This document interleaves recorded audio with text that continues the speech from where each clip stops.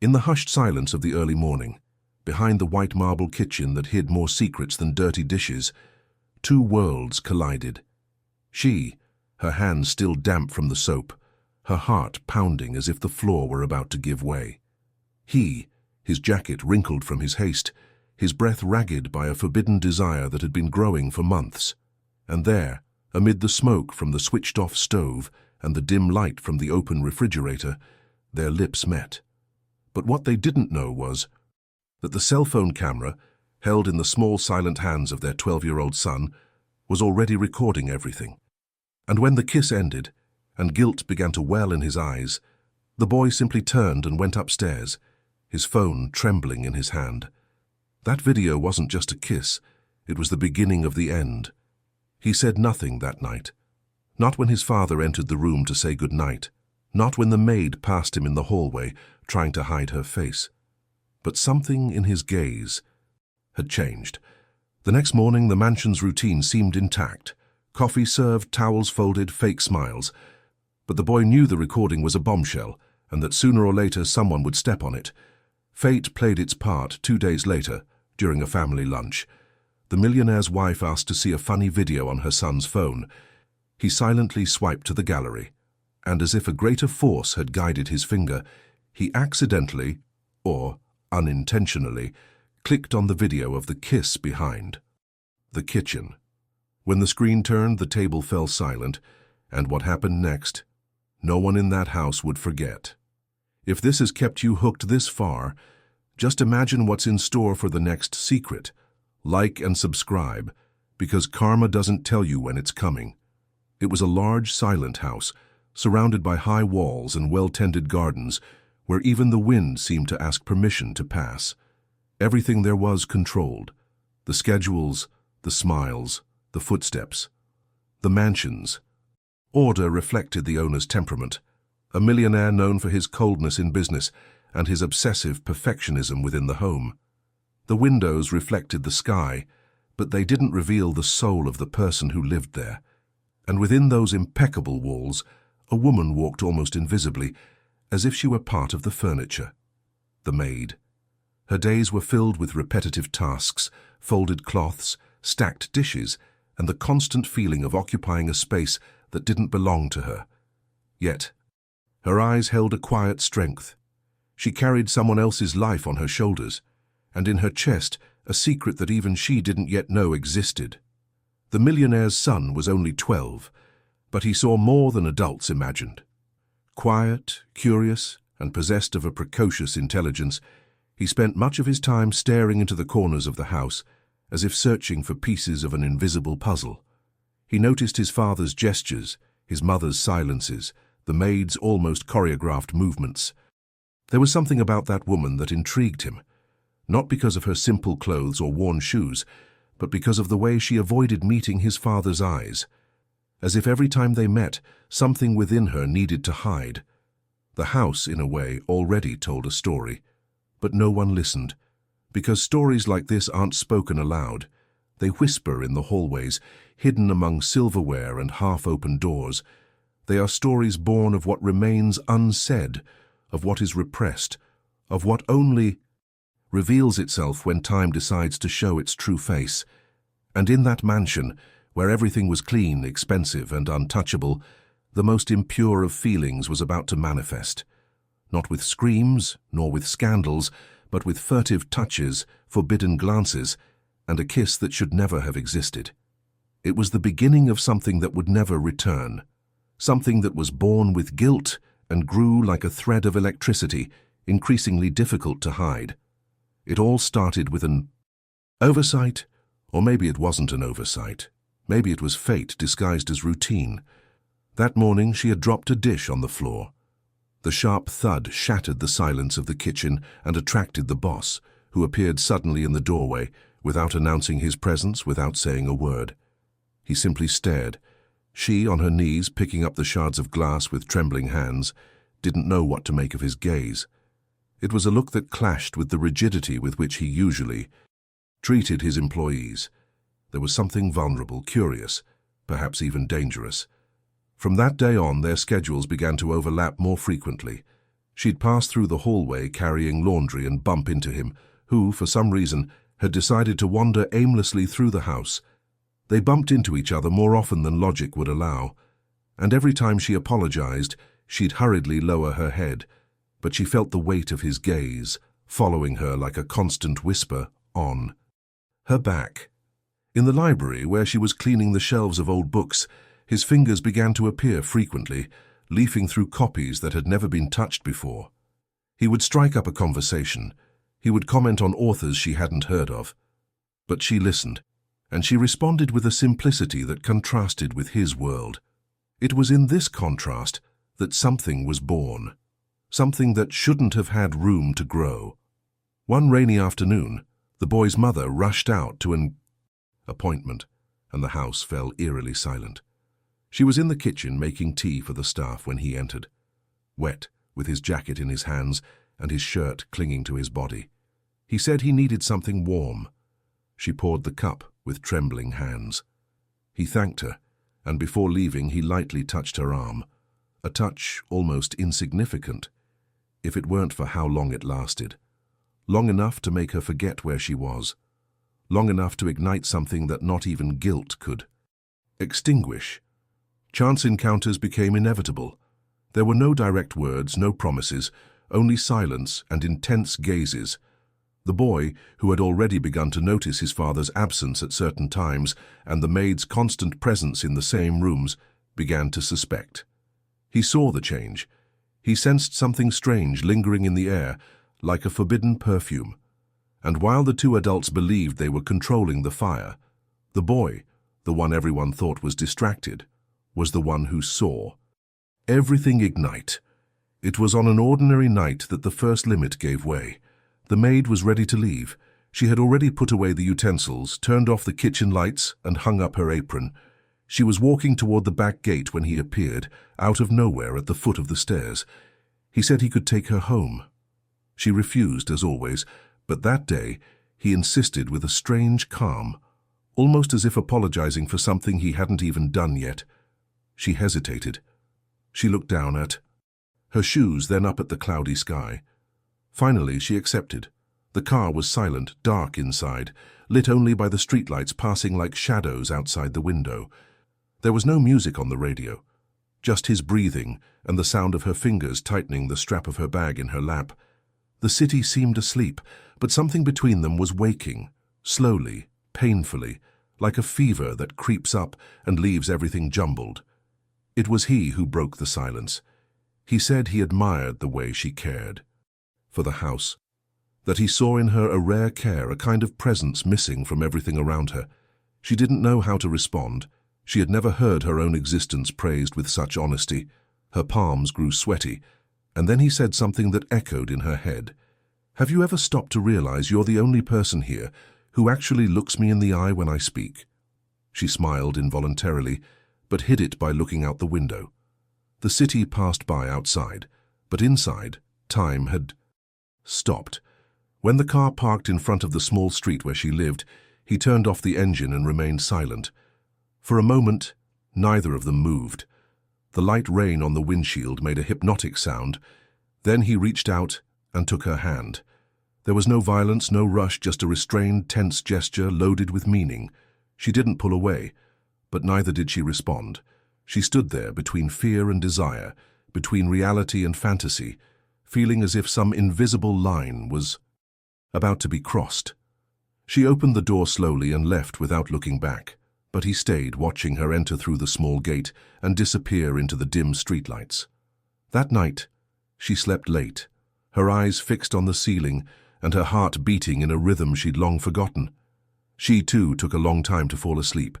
She felt guilty, but not for the ride, but for what she imagined would have happened if she'd stayed in that car for 5 seconds longer. Meanwhile, the boy, from the top of the stairs, watched everything unseen. There was no need to hear anything. His father's body spoke louder than words. The waitress's silence screamed, and the boy, growing up among emotionally absent adults, began to understand that not everything forbidden is born out of malice. Some things simply sprout in the soil of solitude, and once they sprout, there's no turning back. The boy began testing the adults. He knew something was off, and like any intelligent child, he didn't ask. He observed. He spent more time near the kitchen, moved from room to room, and pretended to be looking for something just to see if they would react. And they did. His father would change posture when he saw him. The maid would avoid her gaze. Conversations ended quickly. Smiles died mid-sentence. It was as if the house had acquired a new frequency, perceptible only to those who live in silence. One Saturday afternoon, while his mother slept upstairs and his father read in his study, he deliberately left his cell phone facing the living room. He pressed record and went upstairs slowly. There was no set plan. It was just a test, an instinct. When he returned minutes later, he found only the same silence. But when he watched the hidden video in the bedroom, he saw his father discreetly enter the kitchen, leaning against the counter and calling for the maid in a low voice. There was no touching, no compromising words. Just the way he looked at her said more than any sentence. That was enough. From that moment on, the boy began filming more frequently. Never for long, never with sudden movements. He simply left his phone in the right places, as if setting invisible traps. And each time he watched the footage, his certainty grew. Something was being born there. A feeling that shouldn't exist. A desire that had been nurtured in silence. But what he didn't yet understand, what he would only understand later, was that he was becoming an accomplice to a story that didn't belong to him, and that by trying to control it, he would end up altering all the destinies involved. Meanwhile, the relationship between the two adults became more difficult to disguise. They avoided touching, but they could no longer hide their discomfort when they were too close.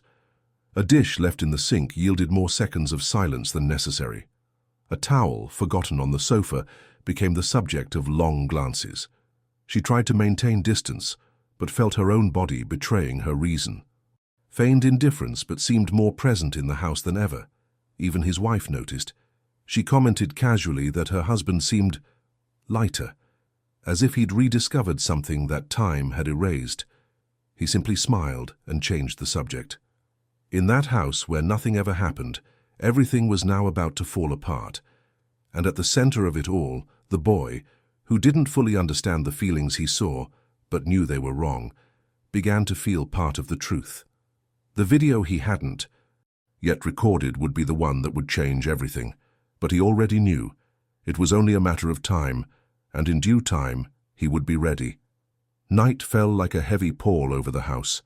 It was an ordinary Friday with no promises, no special dates. But the air was different. His mother had gone out to dinner with friends. His father had said he would stay home to review documents. The maid, as always, extended her routine until later, organizing everything for the next day. The boy, lying in his room, seemed distracted by a game on his tablet, but his cell phone was already positioned, hidden among the spices on the kitchen shelf. The lens pointed toward the back of the room, where no one would suspect. He didn't know exactly what he hoped to capture. Perhaps a touch, a word, a confession, but what happened surpassed everything. It was almost 9 o'clock when she entered the kitchen for the last time. Her hair was tied back, her face was tired, and there was a slight tension in her shoulders. He was already waiting for her, leaning against the granite counter, a glass of wine in his hand, as if that were the natural place for a man like him. She was startled to see him there. She told him she was leaving. He simply nodded and asked if she wanted some. She declined, but she stayed. They stared at each other for seconds that felt too long. The silence between them weighed more heavily than any words. He approached her slowly. He said he no longer knew how to pretend. That he had tried. That it wasn't right, but it wasn't a lie either. She lowered her eyes but didn't pull away. And then, just as the light from the refrigerator illuminated part of her face, his lips touched hers. There was no rush, no urgency. It was a restrained kiss, almost respectful, as if he were apologizing while simultaneously surrendering himself. She couldn't resist. She closed her eyes and gave in. For a few seconds, the world seemed to stop. The noise of the refrigerator, the ticking of the clock, even the distant sound of cars on the street disappeared. There was only that kiss, born of so many denials, now finally materialized. But across the kitchen, the boy's cell phone recorded everything. The image was static, but clear. Two bodies united by something that should never have left the realm of thought. When the kiss ended, she pulled away quickly. Her look of guilt was evident. He tried to say something, but she shook her head and left. She disappeared down the hallway, her hurried footsteps echoing like a confession. He remained alone, standing there, staring at the floor as if he'd stepped on invisible shards. Upstairs, the boy watched everything live on his laptop screen, connected to his cell phone through an app he'd learned to use in secret. He didn't cry, didn't smile. He simply stared at the scene and felt a strange pang in his chest. It was as if he'd opened a door he couldn't close. And he knew from the outset that the price for this discovery would come, and that it would be too high for everyone. The following days were an uncomfortable choreography of silences and routines maintained out of obligation. The waitress arrived at the same time, did everything with the same precision, but there was something in her eyes that was no longer there. As if she'd left a part of herself deep in that kitchen, as if she'd crossed a boundary she could no longer undo. The millionaire, on the other hand, tried to act normal, but his effort was so artificial it hurt to watch. The tightening of his tie, the automatic gesture as he flipped through newspapers, the coffee drunk without tasting it. It all seemed like a botched attempt at feigning control. They didn't speak, not a word, but their eyes met like sharp blades, leaving invisible cuts in their wake. She wanted to run, but there was nowhere to go. Life outside that house was too hard. The bills didn't allow for emotional choices. He wanted her close, but without consequences, without ruptures, as if it were possible to erase the traces of a desire that had already been consummated. The boy's mother returned to her busy routine, oblivious to the change in the air. She thought her husband was simply overwhelmed with business, and her son, quieter than usual, seemed immersed in his games and studies as usual. But inside the boy was seething. He saw everything. And he knew he now carried a secret that could destroy the house he lived in.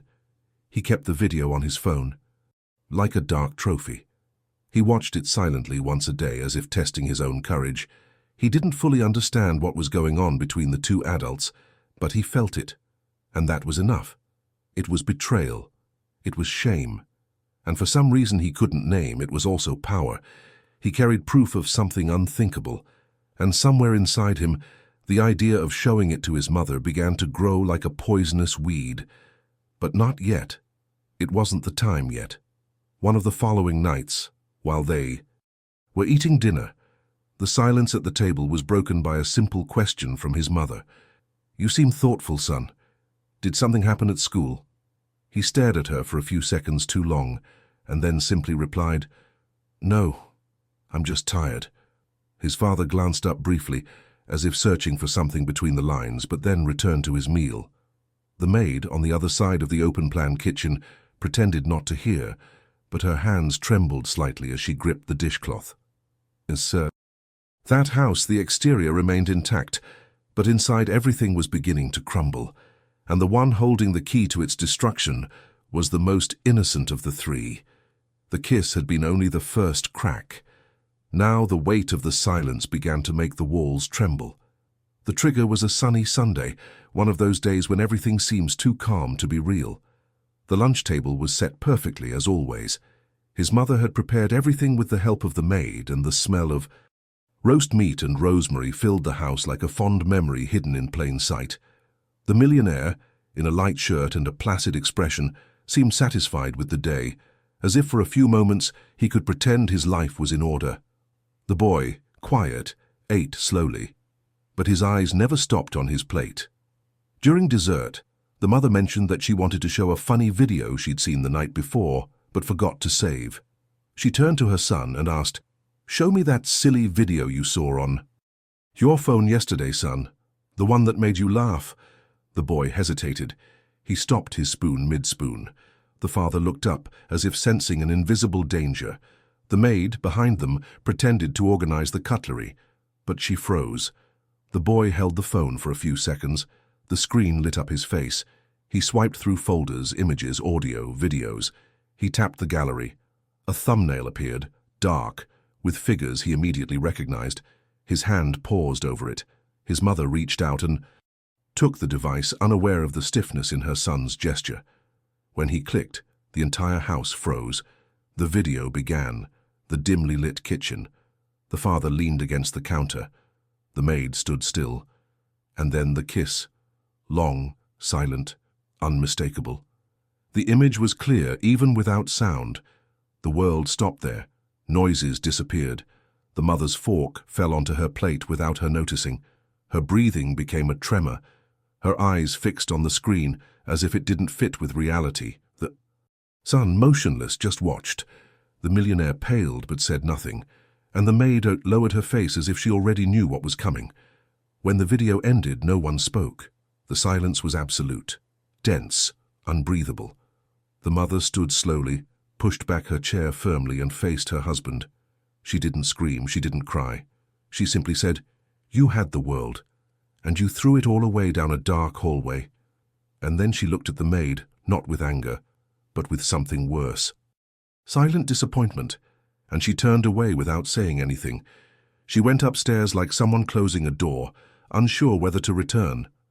Dad tried to explain. He turned to his son, but the boy had already left the table. He was in his room, the door locked. Inside, he was shaking. Not with guilt, but with something he couldn't name. He knew what he'd done had weight, but he didn't anticipate that his mother's reaction would hurt more than any consequences. The waitress stood there for a few seconds, then took off her apron, folded it carefully, placed it on the table and quietly left. She knew that would be her last day in that restaurant. And yet, she didn't cry. Because inside her, something had already been destroyed, long before the video. Karma didn't need to scream. She simply revealed what had always been there, the truth everyone pretended not to see. That Monday, the house dawned silent. The breakfast table was set, but untouched. The smell of cooling coffee mingled with the sound of absence. The maid didn't appear. There was no note, no goodbye, just the folded apron and a presence that no longer filled the rooms.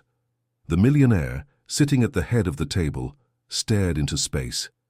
His wife didn't come down. Locked in her room, she didn't answer his knocks, didn't respond to his call. The boy left for school without saying a word. Silence became the official language in that house. Hours later, a suitcase was dragged down the stairs. His wife came down with a blank expression, firm, unyielding. She said she was going to spend some time at her sister's house. There was no shouting, no accusations, just the kind of coldness that arises when love becomes a memory. The millionaire tried to argue, but his voice held no more lies. She simply stared at him and said, "You did what can't be undone, and I'm not a woman to live with rubble." And she left. At the office, his phone calls were ignored. The stacked papers said nothing. He wasn't the same.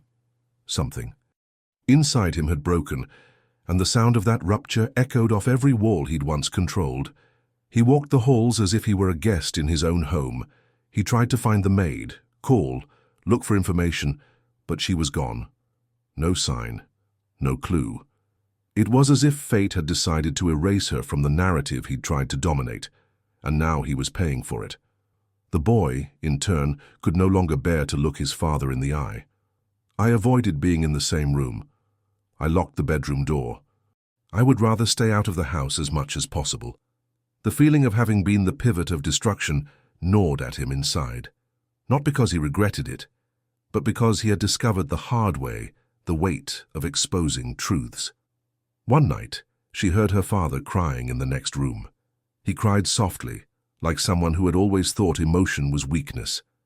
And there, for the first time, the son realized that adults break too, and that the power of a secret, when revealed, doesn't choose who it hurts most. The city continued on its course, indifferent to the mansion's private tragedy, but inside, nothing was the same again. Routine gradually fell apart. His wife's absence changed the rhythm of his days. The maid's emptiness left scars that not even her replacement could fill. Every room began to echo with memories. The library was locked, the kitchen was cold, the wine was untouched, And deep in the millionaire's heart, the cruelest truth of all emerged. He hadn't lost an employee, nor just a wife. He had lost the only honest reflection he had of himself. And in that scenario where everything was control and appearance, now only silence remained. A silence that hurt more than any scream, because it was full of awareness, full of karma. Days turned into weeks. The house lost its luster. The plants in the garden began to wilt, as if sensing the silently growing neglect. The millionaire began to go out less and less. He avoided events and declined invitations. The phone rang unanswered. His partners began to drift away. His reputation, once shielded, began to be eroded by rumors. Nothing concrete, nothing explicit, but enough to cause contracts to dwindle and the looks in the corporate corridors to change. His wife didn't return. She filed for divorce through lawyers. She didn't make a fuss, didn't demand a fortune. She just wanted distance and silence. The boy chose to live with her. He told his father, in a firm tone unbecoming of his young age, that he needed to breathe. The millionaire, for the first time in his life, had no argument. He simply nodded, his eyes teary and his hands trembling, as if he understood he'd lost something that could never be rebuilt. The maid, now in another city, was seeking a new life. She found humble work in a neighborhood bakery. She woke early, smiled at her customers, and memorized their names with affection. She didn't talk about the past. She didn't carry any objects from her old home. All she took were her own hands and silence. But at night, when exhaustion set in and the world grew quiet, she could still taste that forbidden kiss like a wound that doesn't bleed, but also doesn't heal. Despite this, there was relief. For the first time in years, she could walk the streets without feeling invisible. People looked at her without hierarchy, without pity, without hidden desire. She was just another ordinary woman, with a buried past in a city where no one knew her full name. And that, for her, was freedom. The millionaire tried to find her. He sent messages that were never answered. He sent flowers that were returned unopened. He searched among acquaintances, without success. Life now imposed distance, and perhaps it was for the best. He was no longer the same man. He slept little. He ate less. He stared out the window for long periods, as if waiting for something he couldn't even name. Time had transformed guilt into a constant companion, present in every sip of coffee, in every solitary step through the corridors of the empty mansion. The boy, even from a distance, dreamed of her sometimes, not of the kiss, but of the smell of fresh bread she left in the air, of the way she folded his shirts without complaint. He missed the simplicity she carried, the calm in her gestures, but he never spoke of it to his mother. It was a guarded, private, almost sacred feeling. Each followed a different path, but there was an invisible thread connecting them all, a silent bond of guilt, longing, truth, and consequence. And this thread, though stretched by distance, never completely broke, because there are stories that, even after their end, continue to breathe silently, waiting only for the right moment to reconnect with those who never stopped carrying the broken pieces. The mansion became an emotional ruin of luxury. From the outside, it remained imposing, with the same manicured gardens and clean facade. But inside, it was like an abandoned theater, expensive furniture covered in dust, echoing rooms, and a silence that was no longer peace but penance. The millionaire wandered the rooms like a shadow of his former self. His phone rang rarely, and even then, he rarely answered. Meetings now took place online, with cameras turned off and short sentences. It was easier to pretend the world outside wasn't slowly falling apart. Once a week, he went for a walk. He chose different streets, avoiding familiar places. On one of these walks, he passed a simple market, one of those neighborhood ones, with the smell of ripe fruit and cheerful voices. He stopped in front of a bread stall. For a moment, the aroma of baking transported him to the kitchen where it all began. He took a deep breath. His eyes grew moist, but he didn't buy anything. He simply turned and kept walking like someone fleeing a ghost who still knows the way back. Across town, the former employee followed her new routine discreetly and calmly. The work was hard, but fair. The bakery owner trusted her. Customers liked her sweet, reserved demeanor. She rarely truly smiled, but her eyes held the firmness of someone who had survived an emotional fire and learned to walk through the ashes without getting burned. She lived in a small room above the store. She didn't need much, just peace. And in that new life she found slivers of lightness that her old home never offered. Sometimes, when she swept the floor at the end of her shift, she found herself thinking about the boy.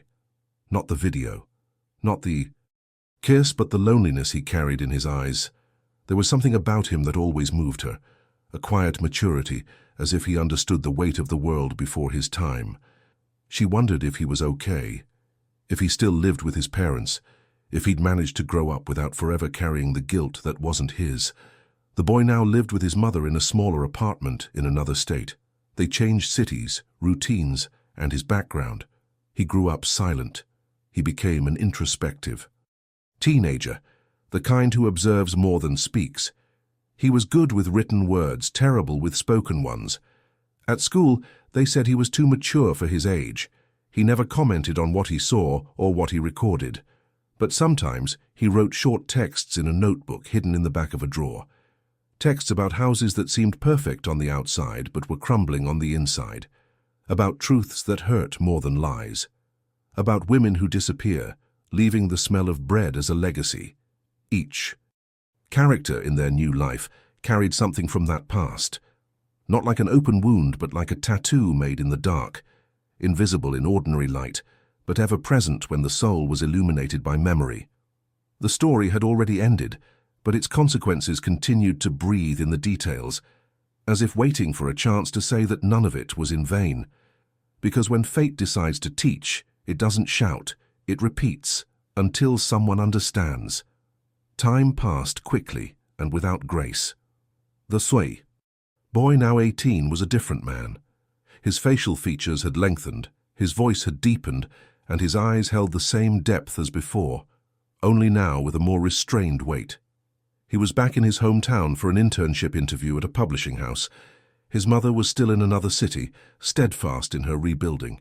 His father, he spoke little of his father. He only said that some absences explained themselves. It was a cloudy, late afternoon when he decided to walk down the street. He'd often walked as a child. He wanted to retrace his steps, even though he knew almost all of them led to memories he couldn't change. It was then that he saw her. Behind the counter of a small corner bakery, her apron stained with flour and her hair tied back simply. Her back was turned, rearranging bread on a wooden tray. There was no doubt about it.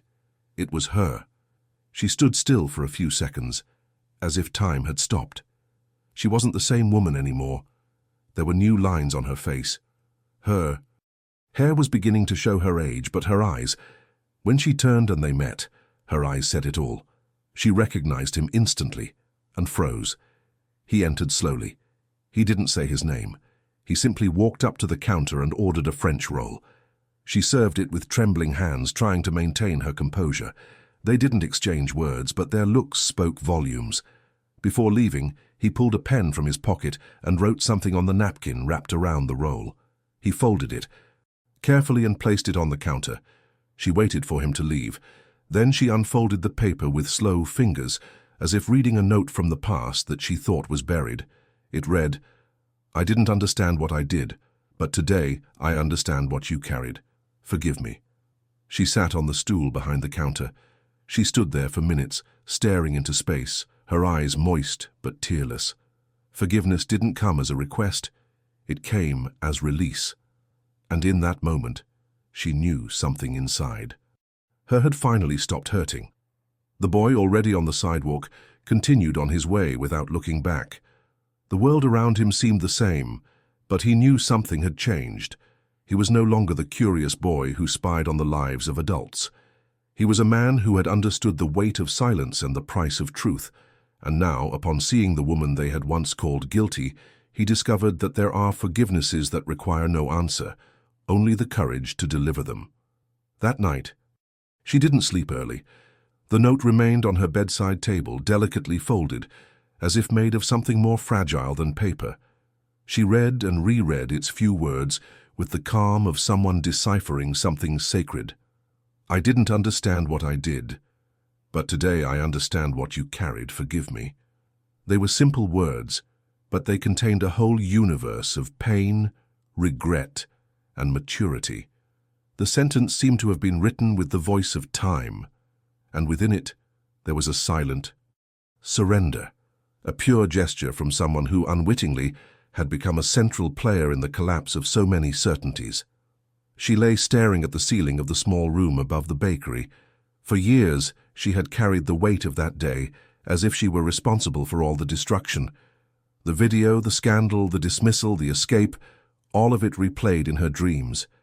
But now, seeing that boy transformed into a man, his eyes still filled with silence, but with words capable of healing, something changed. It wasn't immediate, it wasn't magical, but it was real.